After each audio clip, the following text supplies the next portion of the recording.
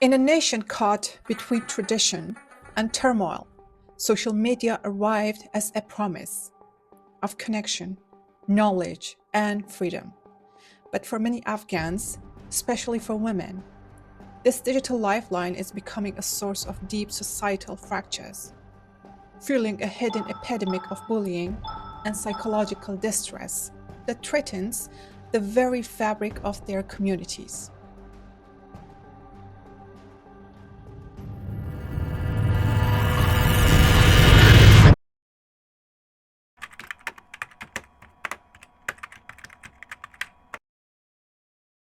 A window to the world, a portal to endless possibility. For millions of young Afghans, this is the promise of social media. In a society navigating decades of conflict and deep-rooted traditions, a simple screen can offer a connection to a life once unimaginable. But what happens when that window reflects our darkest impulses?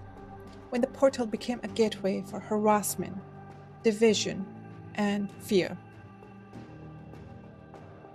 This is the new Afghan dilemma, a story of not war and peace, but of likes and shares of digital connection and real-world consequences. It's a battle being fought not on the plains or in the mountains, but in the palms of a hand, on the screens that connect us and increasingly tears us apart.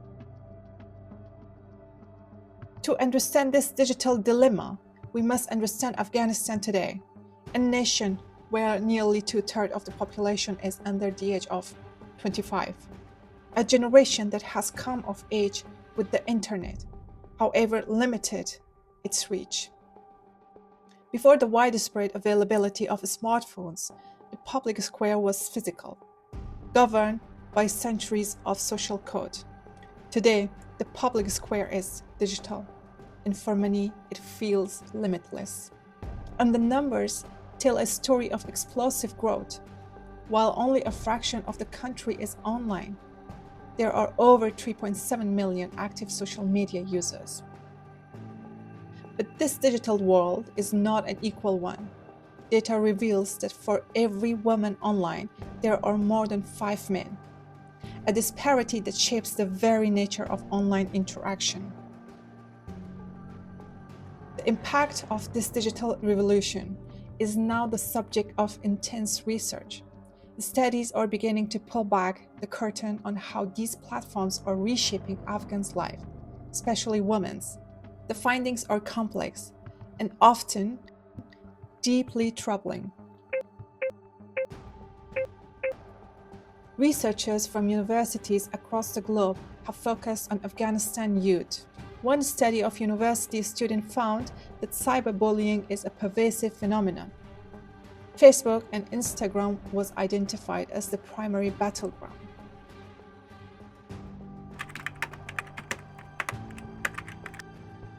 عکس‌های ما و خورای من امروی مادرم گرفتن یک اکانت سوشال میدیا جور کرده بودن انداختن و کامنت های خیلی ناشایسته. Madina's story is heartbreaking and all too familiar. Someone, most likely a relative, created social media accounts using her name and private photos. These weren't just public pictures. They were intimate moments taken at family events, in private spaces, photos that only someone close to her could access. In Afghan society, where honor and family name are everything, such attacks can destroy lives. Luckily for Medina, her family stood by her. They were open-minded and strong. Together they pushed back. But imagine if she didn't have that support. For others, cyberbullying like this can mean isolation, shame, or even worse. و حتی هم یگان چیره هایی که مثل کمک شواهدیان خالی با ما داره او را مانده بودن The abuse ranges from defamation and insults to threats of violence and the non-consensual sharing of images, or devastating violation in a society where a woman's honor is paramount. The research also points to a direct correlation. The more time spent online, the higher the chance of becoming both a victim and a perpetrator of digital bullying. خب مرحله اولش میز سپورت فامیل میدونم میگیرن چون فامیل ها احساساتی میشن و زودتر داخل یک عکس عملی میشن که باعث بدبختی سرفکنگی دختر خانم تا آخر عمرش میشه. A single coordinated online attack, a flurry of false rumors, can destroy a reputation and a business overnight. Compounding the problem is a legal void. Afghanistan has no specific codified laws to combat cyberbullying, leaving victims with virtually no path to justice.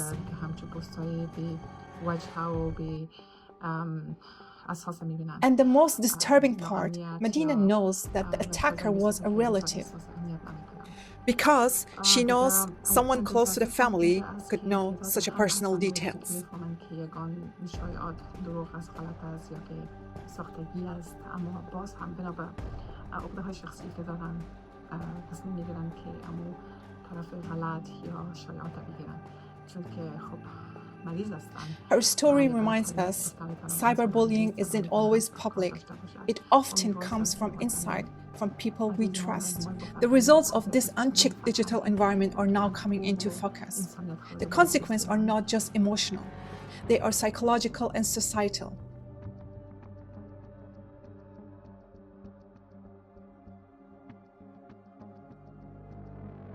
This erosion of trust is perhaps the most corrosive impact.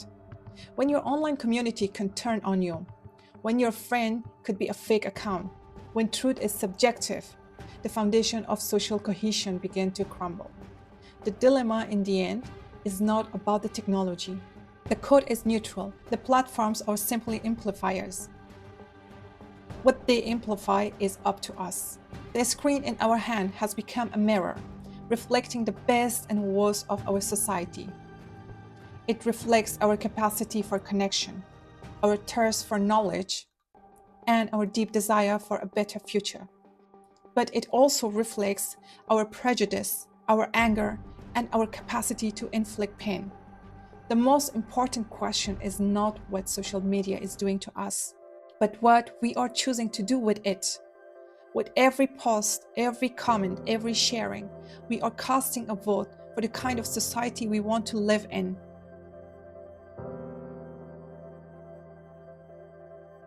Are we builders or are we bullies? Do we use our words to connect or to divide? The choice is yours. The choice is ours.